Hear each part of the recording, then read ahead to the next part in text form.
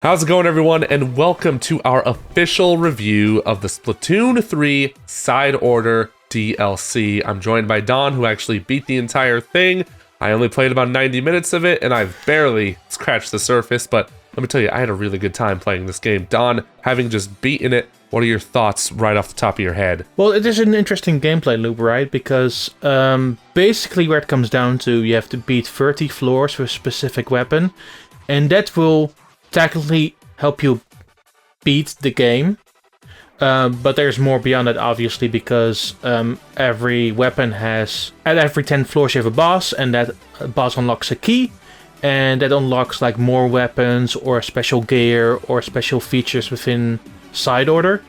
So there's honestly a lot of content. Even on the surface, it just feels like one run is enough to basically see the ending, which is true, but you don't get the full picture of it. It's an interesting piece of DLC.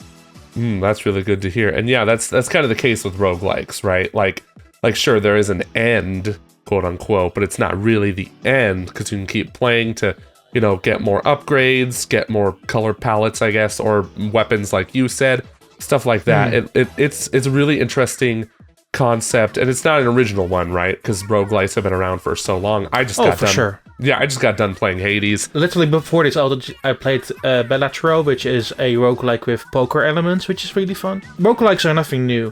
The way that this one handles it, basically, is that every weapon feels like its own self-contained run, and there's a different approach to each weapon, how you go through it. For example, with the umbrella, obviously, your range is pretty short, but the shot is really strong, and obviously if you keep holding the umbrella out, it will pop off and send towards enemies. But there are, like, what I found really interesting about this is that there are differentiating, so the color chips on the palettes have like differentiating elements depending on the weapon that you're using. So for example, with an umbrella, a very fun weapon that I personally like to use is the undercover umbrella, which doesn't pop off the part of the umbrella, basically gives you a shield. And basically there is a chipset that allows you to create basically a shield like the undercover umbrella, and ensure you that you can just keep moving about and protect yourself a little bit. I see what you mean, yeah. So I only got to play with the dualies and the splatter shotgun from Agent 4 from Splatoon 2, I believe. So it's cool how they called back to previous Splatoon games in that way. It's kind of like a celebration of the trilogy as a whole. And, you know, as somebody who didn't really care for Splatoon 3, right? I didn't really care that much about it. I played it for a few days, maybe, online. I never even finished the campaign, and I don't know what happened. I just fell off. I was kind of bored with it. I don't know if it's because of my tastes as a game player have changed, but I wasn't really that into it. But then I jumped into Side Order. I felt like I was instantly hooked. I do think the campaign in 3 is really good. So if you ever get a chance, go back to it, because it's very Octo expansion like in how that setup is, and it was very intentional. Like, it basically felt like the follow-up to Octo expansion in a specific sense. I totally get that. So would you say like Side Order kind of like, I don't know, made this package feel a little bit better, maybe? Because, I don't know, for me as somebody who's a last Splatoon fan, I'm definitely gonna have to jump back into this Side Order DLC at some point, because right now I'm like busy with other games, but Side Order, from what I've played, is just like, it's what I love about roguelikes, pretty much.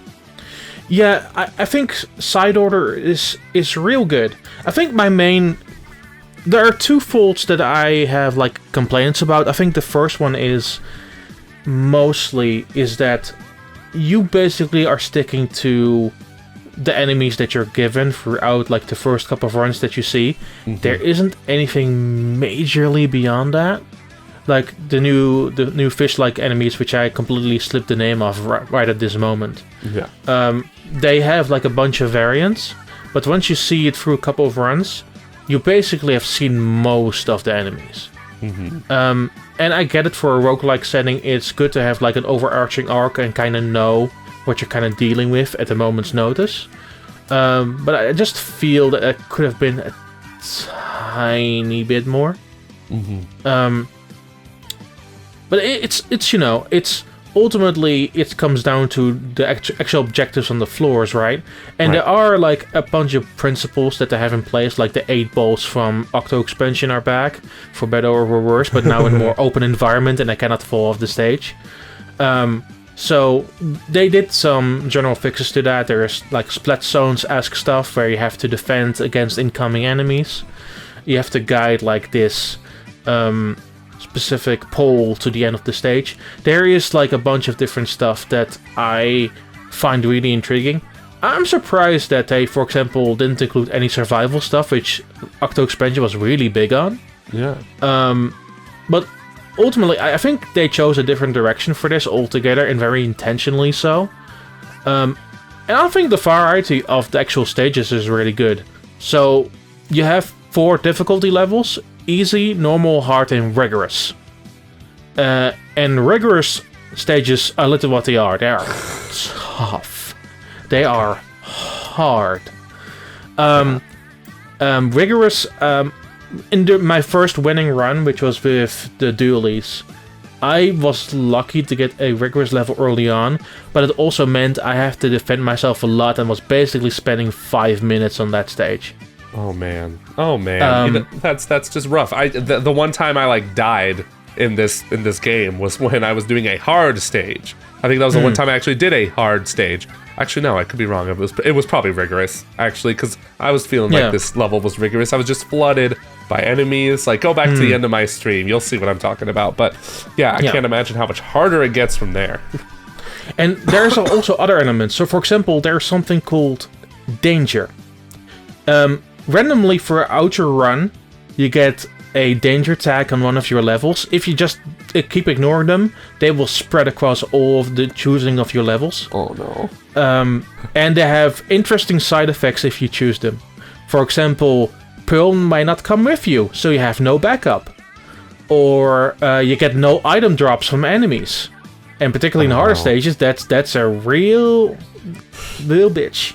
Oh my god.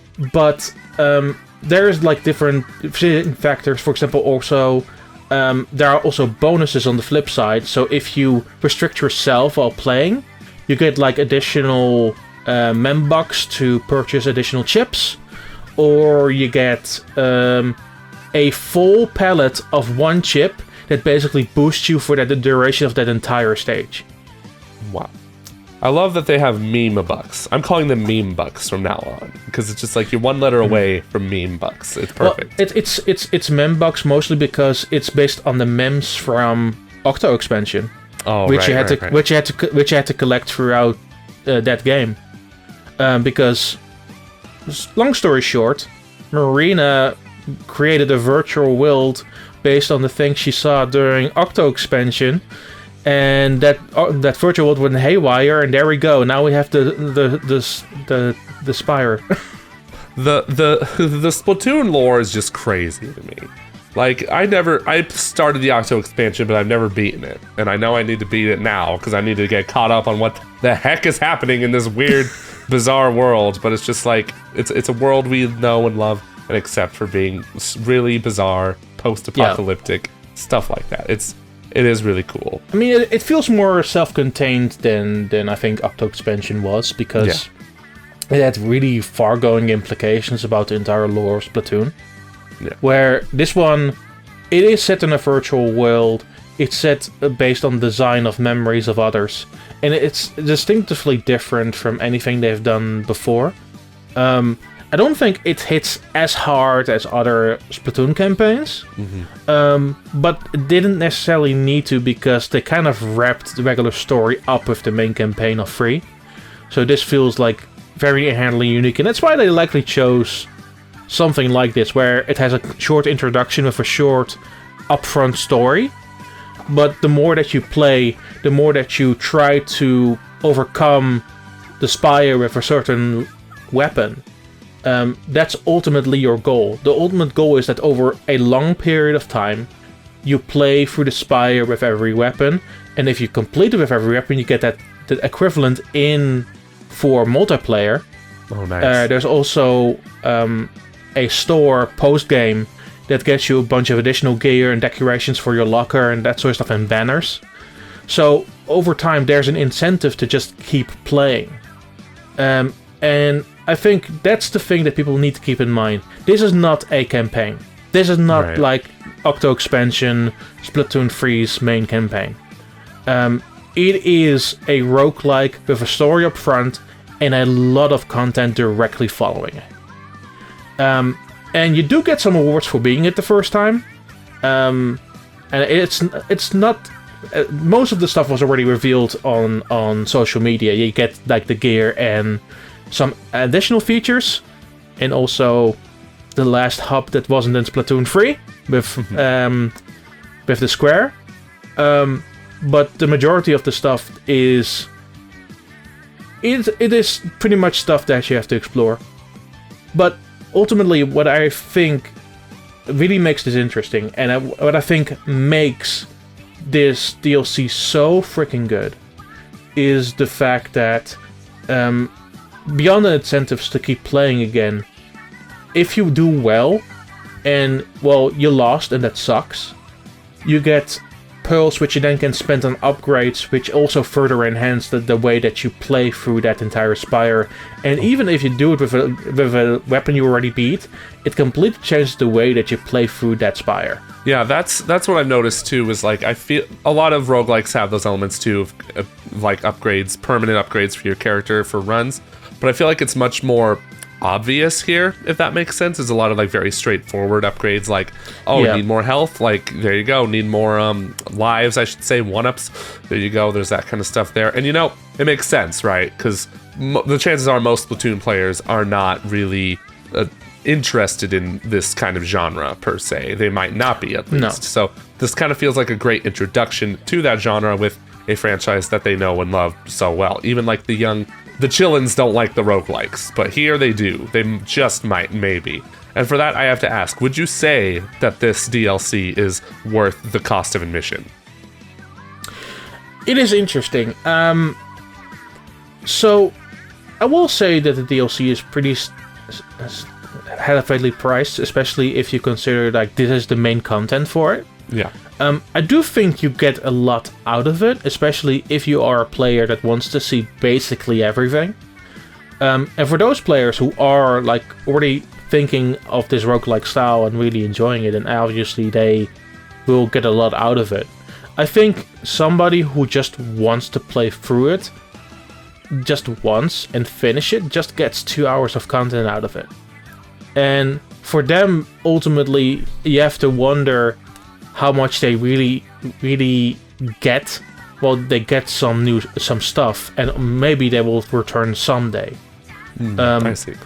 But for them, it's a harder sell, and that's what I'm sort of asking about. Like, it depends on the type of player that you really are. If you hear us talking about this and think, "Oh, I've never played roguelike," or "I like roguelikes, this sounds interesting," then obviously it's worth the admission because of how much stuff you ultimately get by the end if you manage to overcome it all. If you are just seeing this for just basically the story beats and the post-unlockables after completing it once, then you have to wonder if like paying for the expansion pass is really worth your time. I see. And speaking to somebody who's a lapsed Splatoon fan, like I do think it really is. Like it's a really good expansion from what I've played of it so far, and that's what I've barely touched. Like I've barely gotten that much farther into it. I still think it is really good, and I will definitely be returning to it at some point.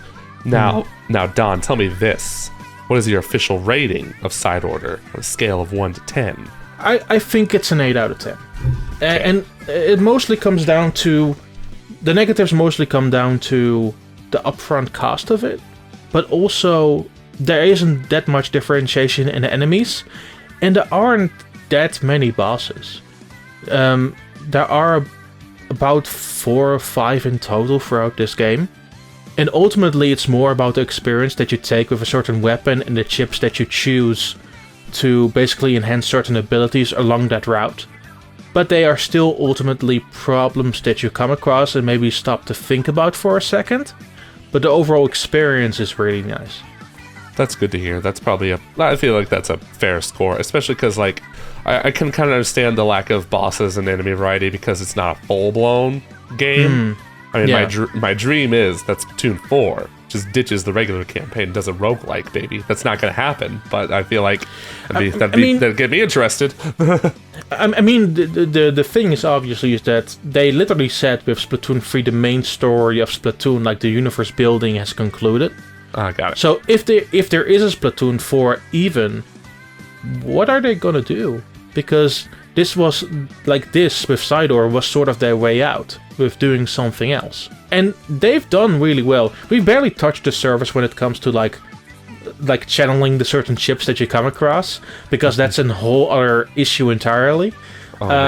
But there are so many different ways, and everyone feels unique and different, despite sometimes coming across the same floors that you've done before. But with the differentiating factors that you come across with the danger and bonus, and the little things that can really change up a run, ultimately you get a lot of value out of it. That's really good to hear. Yeah, so it sounds like Side Order is kind of a hit, right? So yeah, I feel it's cool, and I'm not surprised that it's a hit, given that I played only 90 minutes of it, and I'm already hooked. Like, I'm already like, yes, I'm gonna come back to this. Thank you all so much for watching this review of Splatoon 3's Side Order DLC expansion. Tell me, have you played it yet? What do you think? Let us know in the comments below. But if you haven't played it yet, did we do any convincing? Let me know once again, and until next time, bye-bye.